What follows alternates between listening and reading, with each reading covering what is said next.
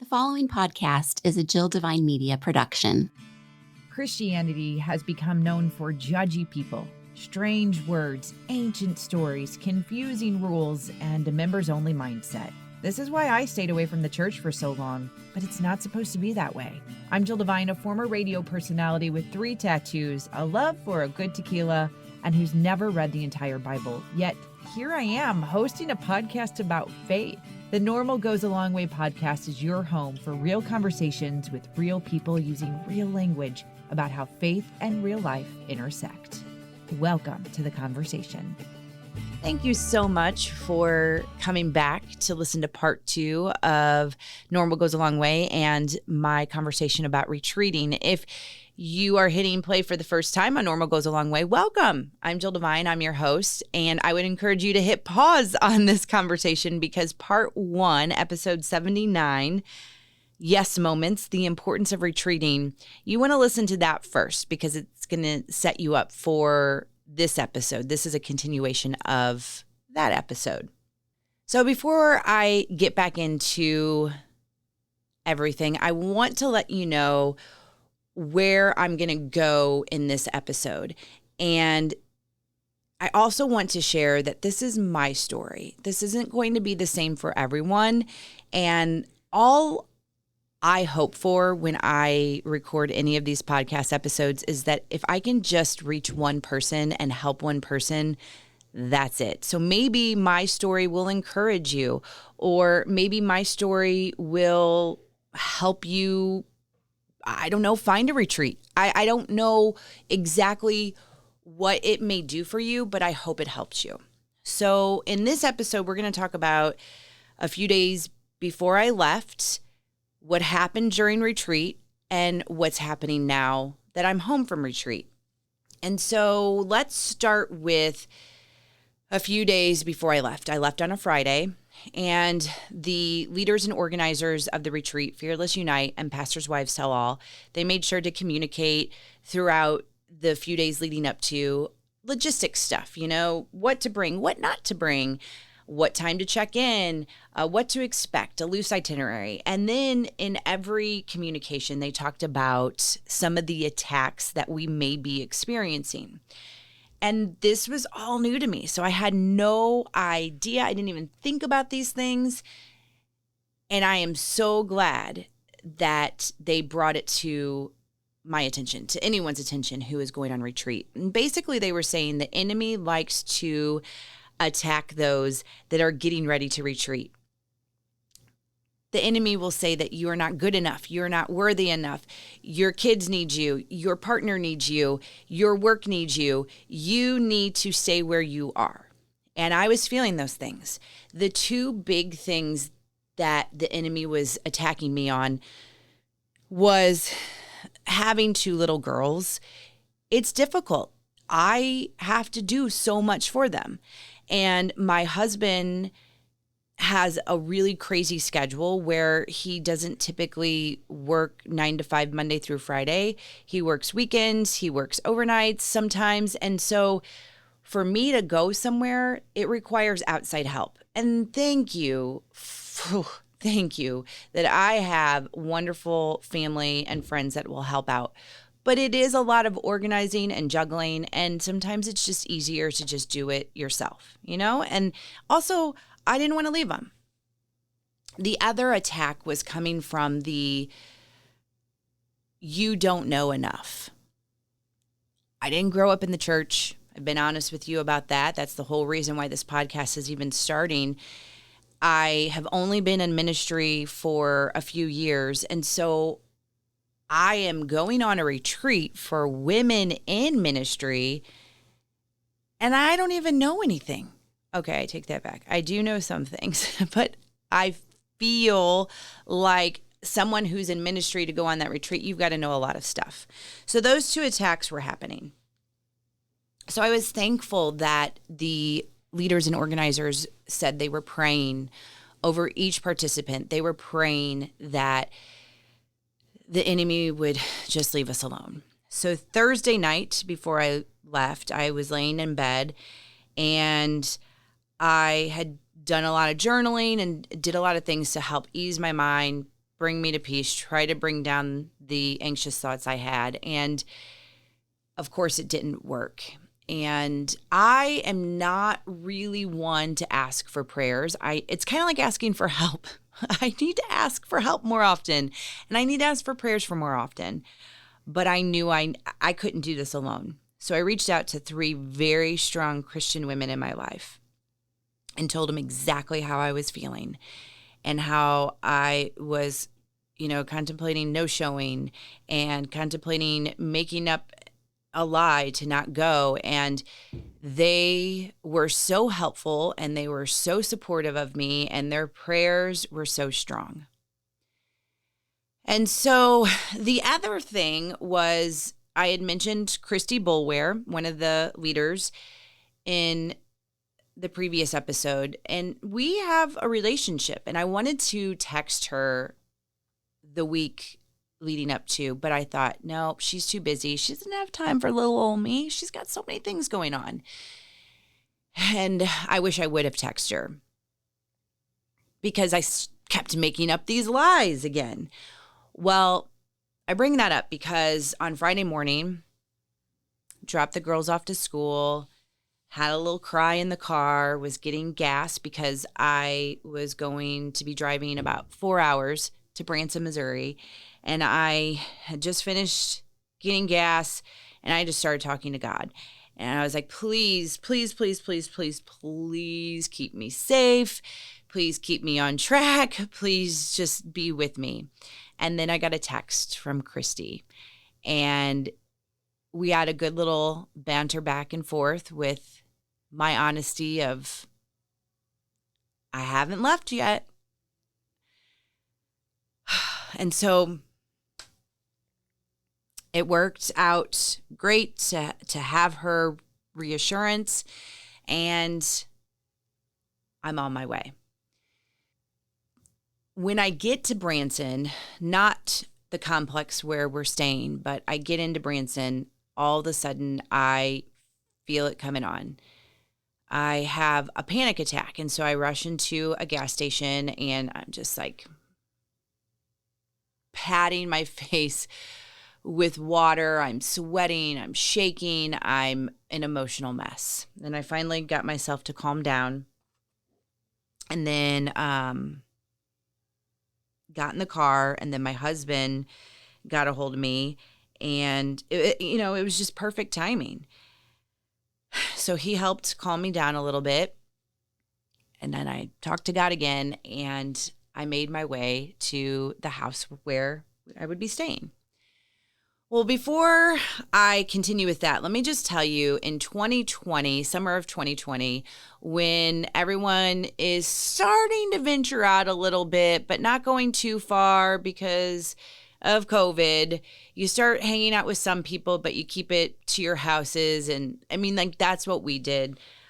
There was a family that we were hanging out with, and she said, why don't we go somewhere and stare at 4 different walls? So she chose a house in Branson that had a pool, had nice deck, so that we could spend time outside. And anyway, it was a beautiful house.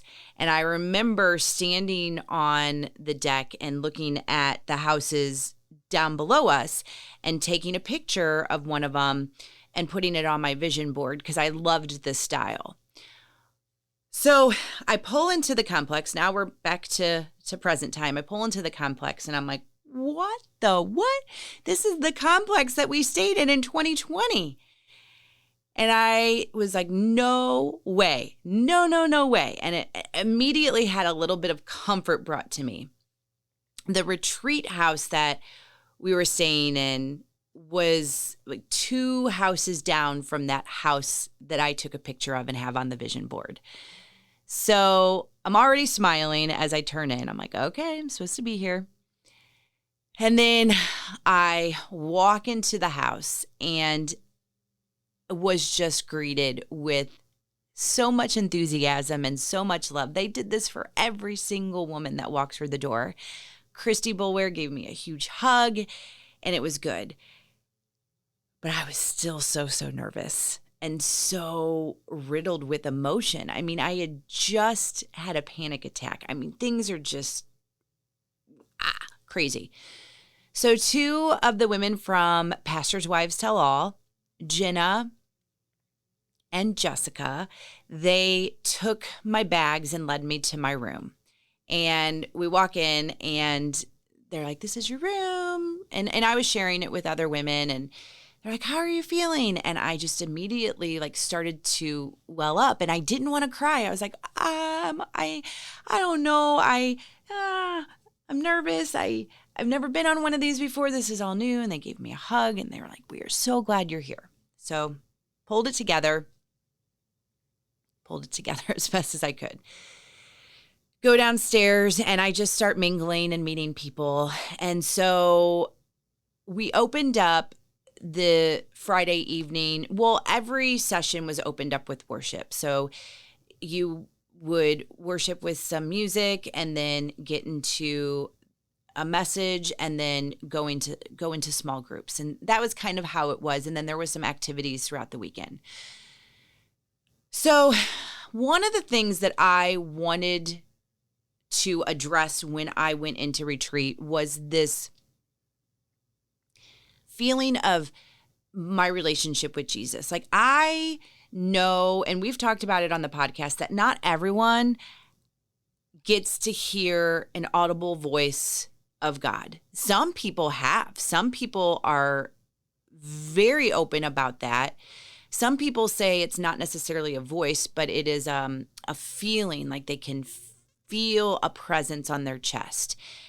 And I'm one of those people that, like, I keep saying I want this tangible item with Jesus. Like, of course I do. Of course everybody does. And I'm making it all about me. But I'm like, if I could just feel his hug, if I could just have a hug, like I love hugs. If I could just have that hug, gosh, then I would know that, I would just know. So that was one of the things that I came into, and it's something that I have been working on. It's my personal relationship with Jesus. And so I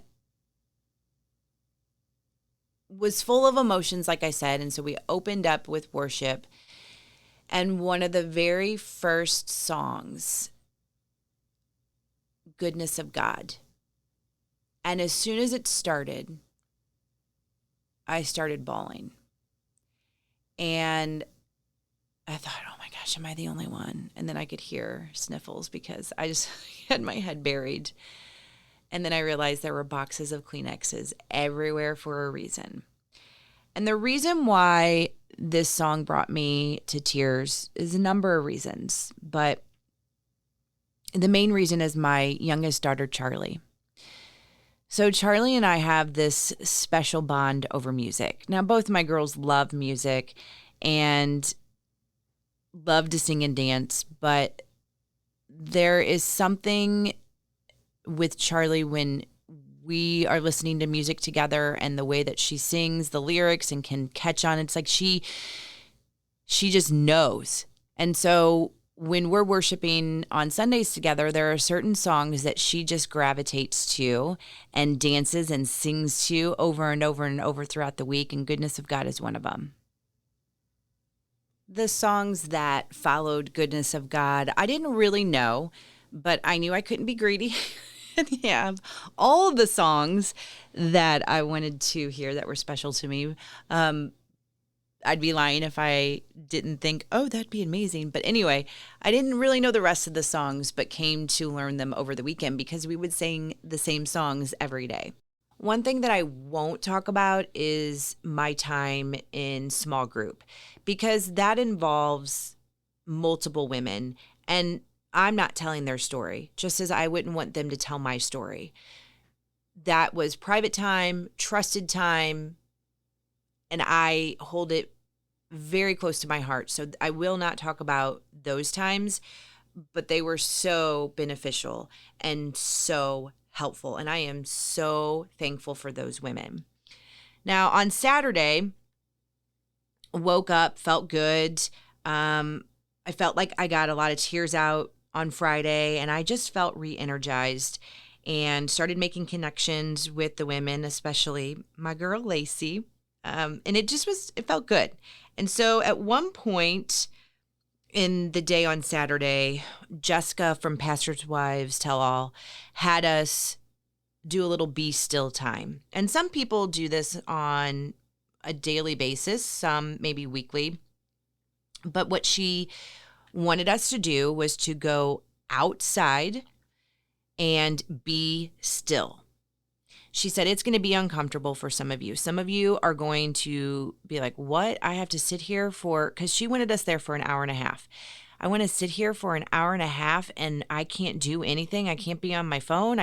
What are you talking about? And on top of that, she wanted us to journal everything that came to our mind, everything. She wanted us to confess sins if we needed to. We needed to get it out on paper. And so her instructions were this: do not bring any distractions. Go outside. Stay out there for an hour and a half. And if you can't stay outside, that's fine. Just go somewhere where it is just you and there's no distractions. Like I said, journal everything that comes to mind, confess your sins. And then she gave us some prompts for meditation. So she said, I want you to take 2 minutes and say over and over and over again, be still and know that I am God. Then say, be still and know that I am. For another 2 minutes, say, be still and know. Next 2 minutes, be still. And then the final 2 minutes, be. And what happened was, for me personally, I would do those prompts and then write down words. Words were coming to mind when I would say them. And then I paused after doing all of those and seriously started journaling everything from the breeze feels really good to the birds are loud or there's people walking by looking at me like I am crazy. And then it all just started flowing. And I'm writing and I'm crying and I'm smiling and I'm crying, and it felt freeing. So we go back to the house and we are going to share with our small group. And I told my small group, I said, hey, I don't really want to share everything I wrote down. I mean, I'm not ready to go there, but I'll share a couple of highlights. And this is what I shared with my small group. Something that I wrote during Be Still time. I don't want to say something to fit in. I want to boldly be able to speak it. Boldly. And if I don't talk about anything related to you or scripture, let me know that's okay too. Sometimes we just need to listen. So thank you for always listening to me. Thank you for not giving up on me. Thank you for sending me to this retreat. Thank you for having me learn more about you. I'm actively doing it. Just look at a 5-year comparison. Please continue to be with me. And will you please just hug me? I love you. And so lots of tears when reading that. And one of the women gave me the biggest hug. And it felt good. And so after small group time, we got back together as a big group. And Jessica from Pastors Wives Tell All, we were talking about Be Still time a little bit more, talked a little bit more about the importance of retreating and all that. And then she said, I want to pray for everybody. And she started praying, and I'm sitting next to my girl, Lacey, and Jessica's praying. And then she says something along the lines of, I pray for boldness in these women. And Lacey tapped my leg, and I just smiled. So that prompted me to start thinking a little bit more about my relationship with God and that hug, that tangible item that I needed. And so I was talking to Lacey and one of the other women there about music. And in our swag bag, they had given us all kinds of cool stuff like cups and journals and affirmation stickers and candy. And I didn't look through it. But Lacey had pulled out some of her affirmation stickers, and I thought maybe we all had the same sticker. And so we were talking about the music and the connection with my story of goodness of God. And then we had a little bit of a break, and I thought, I'm going to go look at my stickers. So I'd like to bring you back once again to something that happened to me on New Year's Day 2023, this year. Yeah, it was New Year's Day of this year. Our church had done a pre-recorded service for New Year's Day because it was a Sunday. And so on New Year's Day, I was watching the service at home, and our pastor was talking about how he hoped this year would be the year that we really started engaging with Jesus, that we started following him, that we wanted to grow with him and be in relationship with him. And it was very moving. It was like, yes, that's what I want to do. That's what I've been looking for. And I know that I work for the church. I had no idea how this service was lined out, even though, it was pre-recorded. I didn't know. I knew nothing about any of it. And so I was actually in our bedroom watching the service, and on our wall, we have a cross. And one of my favorite songs is the contemporary version of It Is Well With My Soul. And that's hanging in our bedroom. And it was towards the end of the message, and I looked over at the cross and I thought, oh, how nice would it be to hear that song right now? And that was the song that was played right after the pastor gave his message, right after I had looked at that cross and thought, this is what I need. And it is not a song that our band sings a lot. I just start bawling. So this was a connection that I had. This was a connection right then and there. And I had talked about it with Laura Fleetwood a couple times, and she had actually given me a necklace that said It Is Well With My Soul. And that kind of was my thing. So yes, it did happen. I walked up to my room in the retreat house, opened up my bag, and pulled the sticker out that said, It Is Well With My Soul. And I didn't even start crying. I started laughing, and I said, okay, God, I see you. Thank you. And I went downstairs and I told my girl, Lacey, and I just had a smile on my face. The rest of the night was just filled with gratitude. Sunday morning, I woke up feeling great again. And I didn't want it to end. So leading up to the retreat, the itinerary said that it would be over and we would be on the road by 2 p.m. And I thought, man, that's so late. By the time I get home, it's going to actually be bedtime. And how am I going to get things ready? And da da da da da. It's too late. I can't do this. And so then the morning of, I didn't want to leave. I didn't want to go home.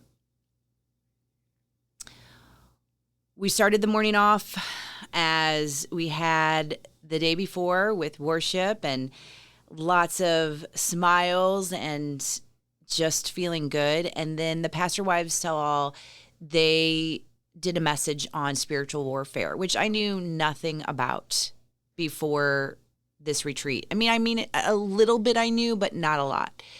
And they really talked about how the enemy is going to try to attack once we leave those doors, that we're going to get back into our normal routines, that we're not going to rest, that we're going to start, all this self-doubt again. And that's the enemy. The enemy is like, hey, I'm going to take you down. You will not win. And so they provided some wonderful wisdom on how you prepare for that battle and what you do. So that was a very heavy message, but a much needed one. And we ended our time together, all linked up in arms, singing our worship songs. Goodness of God started, and I just bawled again. Like, it just felt like I needed to release it all. Like I had one more effort to just let it go. And then the other songs that I had come to know and love, I was able to sing. And so everything wrapped up, and I didn't want to leave. I seriously did not want to leave. So then Christy and the Pastor Wives Tell All, they approached me and my girl Lacey and a couple other women. They're like, we were wondering if you would do some video testimony about your experience. And I said, absolutely.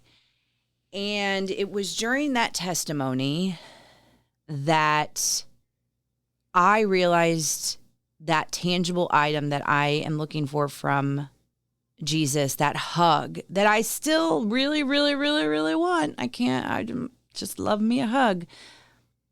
But it's music. It's like, duh.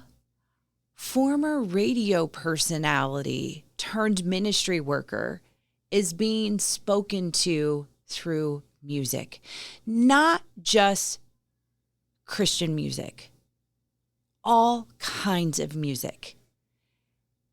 And it took that retreat for me to really, really know that. Like, everybody else is saying, hello, we've seen it. Now you have seen it and witnessed it. And I was embraced by Jenna and Christy and Lacey when it all came together for me. Like, oh, okay. I'm going to probably have to redo the intro to this podcast and not say that I have 3 tattoos, but more, because now I'm wanting these different amazing things that happened on this retreat.